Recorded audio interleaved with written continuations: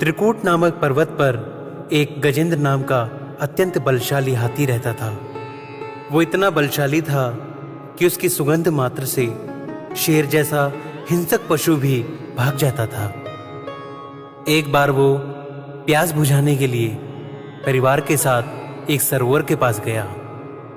प्यास बुझाने के बाद वो अपनी पत्नियों के सहित जल में जल क्रीड़ा करने लगा। तभी अचानक एक ग्रह ने यानी कि मगरमच्छ ने उसका पैर दबोच लिया। पहले तो गजेंद्र ने अपना पैर छुड़ाना चाहा, पर जब उसने देखा कि वह अपना पैर छुड़ाने में असमर्थ है तो वह घबरा गया। अंत में जब उसको लगा कि उसके प्राण संकट में है और कोई उसकी सहायता नहीं कर पा रहा, तब उसने हार कर श्री हरि भगवान को याद किया।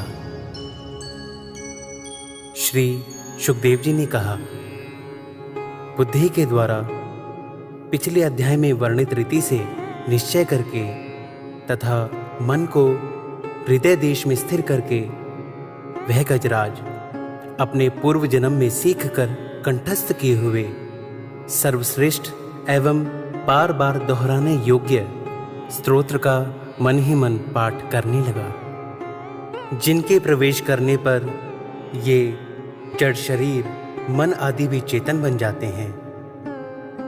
ओम शब्द के द्वारा लक्षित तथा संपूर्ण शरीर में प्रकृति एवं पुरुष रूप से प्रविष्ट हुए उन सर्व समर्थ परमेश्वर को हम मन ही मन नमन करते हैं, जिनके सहारे यह विश्व टिका है, जिनसे यह निकला है, जिन्होंने इसकी रचना की है और जो स्वयं ही इसके रूप में प्रकट हैं, फिर भी जो इस दृश्य जगत से एवं इसकी कारणभूता प्रकृति से सर्वथा परे एवं श्रेष्ठ हैं, उन अपने आप बिना किसी कारण के बने हुए भगवान की मैं शरण लेता हूं।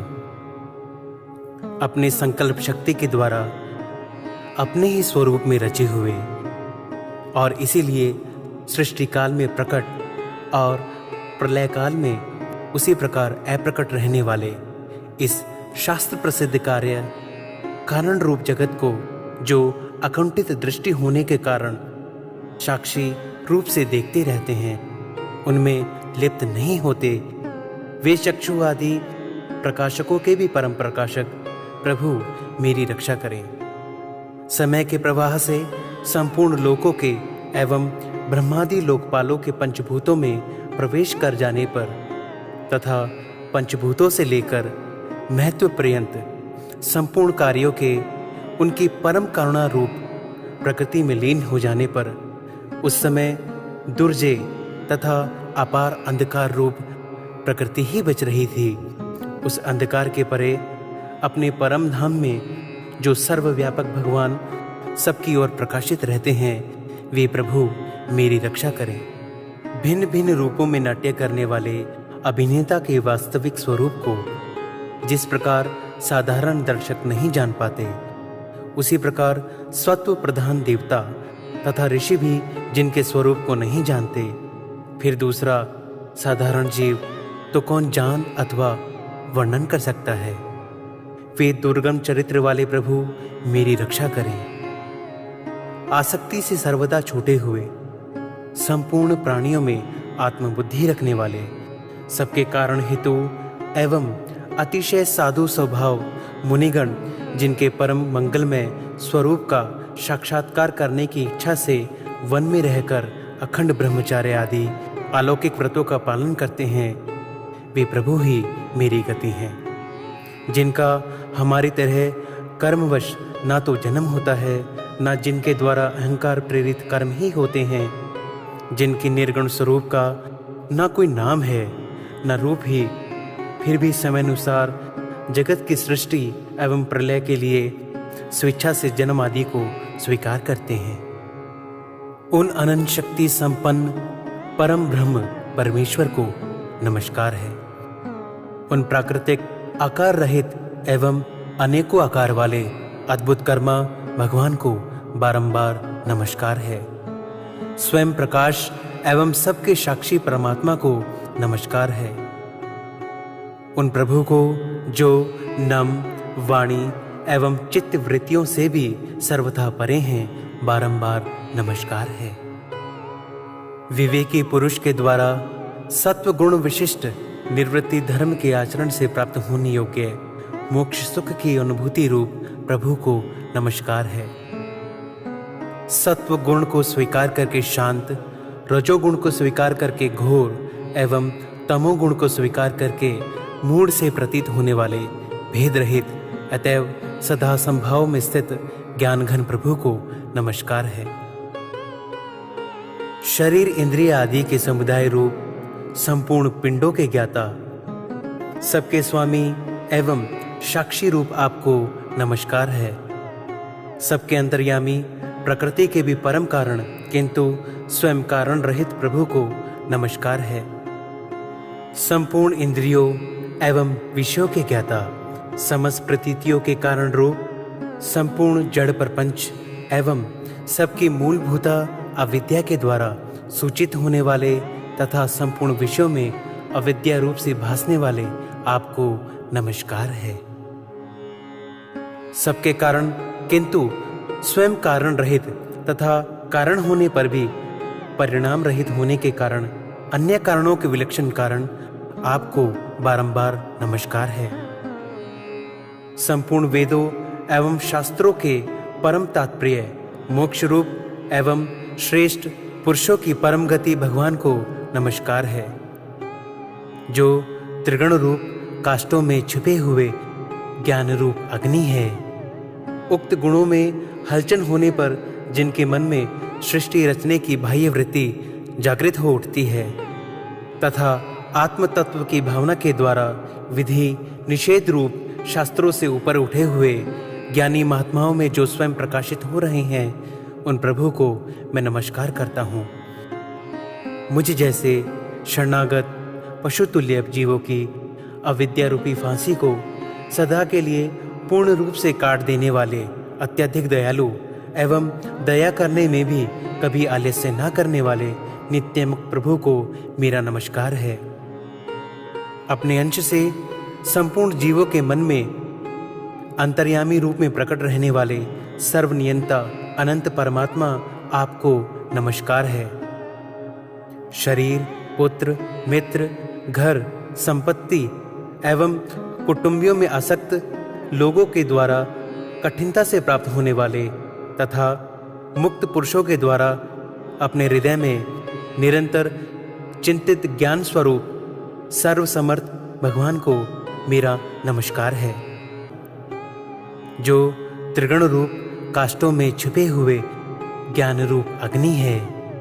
उक्त गुणों में हलचल होने पर जिनके मन में सृष्टि रचने की बाह्य वृत्ति जागृत हो उठती है तथा आत्म तत्व की भावना के द्वारा विधि निषेध रूप शास्त्रों से ऊपर उठे हुए ज्ञानी महात्माओं में जो स्वयं प्रकाशित हो रहे हैं, उन प्रभु को मैं नमस्कार करता हूँ। मुझ जैसे शरणागत पशुतुल्य जीवों की अविद्या रूपी फांसी को सदा के लिए पूर्ण रूप से काट देने वाले अत्यधिक दयालु एवं दया करने में भी कभी आलस्य न करने वाले नित्यमुक्त प्रभु को मेरा नमस्कार है। अपने अंश से संपूर्ण जीवों के मन में अंतर्यामी रूप में प्रकट रहने वाले सर्वनियंता अनंत परमात्मा आपको नमस्कार है। शरीर, पुत्र, मित्र, घर, संपत्ति एवं कुटुंबियों में आसक्त लोगों के द्वारा कठिनता से प्राप्त होने वाले तथा मुक्त पुरुषों के द्वारा अपने हृदय में निरंतर चिंतित ज्ञान स्वरूप सर्वसमर्थ भगवान को मेरा नमस्कार है। जिन्हें धर्म अभिलाषित लोग, धन तथा मोक्ष की कामना से भजने वाले लोग अपनी मनचाही गति से पा लेते हैं, अपितु जो उन्हें अन्य प्रकार के अयाचित भोग एवं अविनाशी पार्षद शरीर भी दे देते हैं, वे अतिशय दयालु प्रभु मुझे इस विपत्ति से सदा के लिए उबार लें। जिनके अनन्य भक्त जो वस्तुतः एकमात्र उन भगवान के ही शरण में हैं, धर्म, अर्थ आदि किसी भी पदार्थ को नहीं चाहते अपितु उन्हीं के परम मंगलमय एवं अत्यंत विलक्षण चरित्रों का गान करते हुए आनंद के समुद्र में गोते लगाते रहते हैं। उन अविनाशी, सर्वव्यापक, सर्वश्रेष्ठ ब्रह्मादि के भी नियामक भक्तों के लिए प्रकट होने पर भी भक्ति योग के द्वारा प्राप्त करने योग्य, अत्यंत निकट होने पर भी माया के आवरण के कारण अत्यंत दूर प्रतीत होने वाले, इंद्रियों के द्वारा अगम्य तथा अत्यंत दुर्विजय, अंतरहित किंतु सबके आदि कारण एवं सब ओर से परिपूर्ण उन भगवान की मैं स्तुति करता हूँ।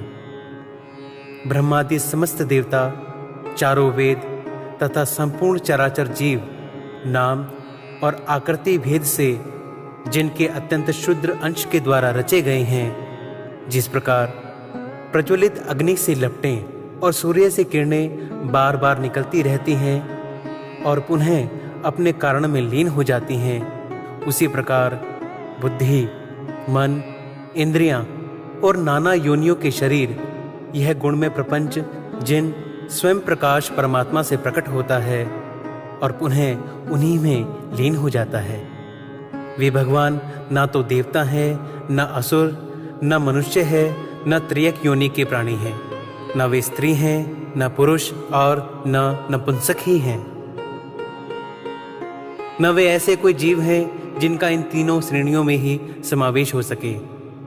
न वे गुण हैं, न कर्म, न कार्य, न तो कारण ही। सबका निषेध हो जाने पर जो कुछ बच जाता है वही उनका स्वरूप है और वे ही सब कुछ हैं। ऐसे भगवान मेरे उद्धार के लिए आविर्भूत हूँ।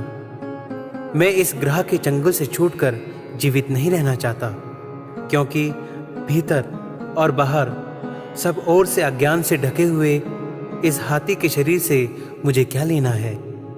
मैं तो आत्मा के प्रकाश को ढक देने वाले उस अज्ञान की निवृत्ति चाहता हूँ, जिसका कालकर्म से अपने आप नाश नहीं होता, अपितु भगवान की दया से अथवा ज्ञान के उदय से होता है।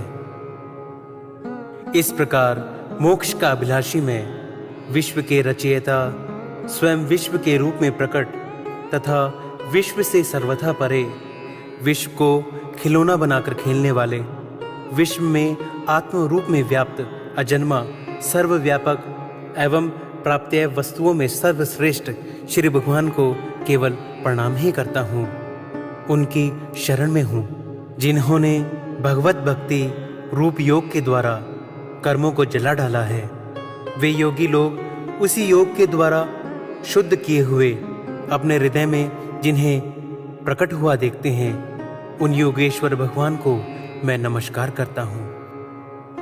जिनके त्रिगुणात्मक शक्तियों का राग रूप वेग असह है, जो संपूर्ण इंद्रियों के विषय रूप में प्रतीत हो रहे हैं, तथापि जिनकी इंद्रियां विषयों में ही रची पची रहती हैं, ऐसे लोगों को जिनका मार्ग भी मिलना असंभव है, उन शरणागत रक्षक एवं अपार शक्तिशाली आपको बारंबार नमस्कार है। जिनकी अविद्या नामक शक्ति के कार्यरूप अहंकार से ढके हुए अपने स्वरूप को यह जीव जान नहीं पाता, उन अपार महिमा वाले भगवान की मैं शरण आया हूँ। जिसने पूर्वोक्त प्रकार से भगवान के भेद रहित निराकार स्वरूप का वर्णन किया था, उस गजराज के समीप जब ब्रह्मा आदि कोई भी देवता नहीं आए, जो भिन्न भिन्न प्रकार के विशिष्ट विग्रहों को ही अपना स्वरूप मानते हैं, तब साक्षात श्री हरि, जो सबके आत्मा होने के कारण सर्वदेव स्वरूप हैं, वहां प्रकट हो गए। उपर्युक्त गजराज को उस प्रकार दुखी देखकर तथा उसके द्वारा पढ़ी हुई स्तुतियों को सुनकर सुदर्शन चक्रधारी जगदाधार भगवान इच्छानुरूप वेग से उड़ने वाले गरुण जी की पीठ पर सवार होकर स्तवन करते हुए देवताओं के साथ तत्काल उस स्थान पर पहुंच गए जहां वह हाथी था। सरोवर के भीतर महाबली ग्रह द्वारा पकड़े जाकर दुखी हुए उस हाथी ने आकाश में गरुड़ की पीठ पर सवार चक्र उठाए हुए भगवान श्री हरि को देखकर अपनी सूंड को, जिसमें उसने पूजा के लिए कमल का एक फूल ले रखा था, ऊपर उठाया और बड़ी ही कठिनाई से सर्व पूज्य भगवान नारायण आपको प्रणाम है, सर्व पूज्य भगवान नारायण आपको प्रणाम है, यह वाक्य कहा। उसे पीड़ित देखकर अजन्मा श्री हरि एकाएक गरुड़ को छोड़कर नीचे झील पर उतर आए। वे दया से प्रेरित होकर ग्राह सहित उस गजराज को तत्काल झील से बाहर निकाल लाए और देवताओं को देखते ही देखते चक्र से मुंह चीरकर उसके चंगुल से हाथी को उबार लिया। भक्तों, गजेंद्र मोक्ष का नियमित पाठ करने से हर प्रकार के दुख, लगातार होने वाली परेशानियां और बड़े से बड़ा कर्ज दूर होता है। जय श्री कृष्ण, जय श्री हरि।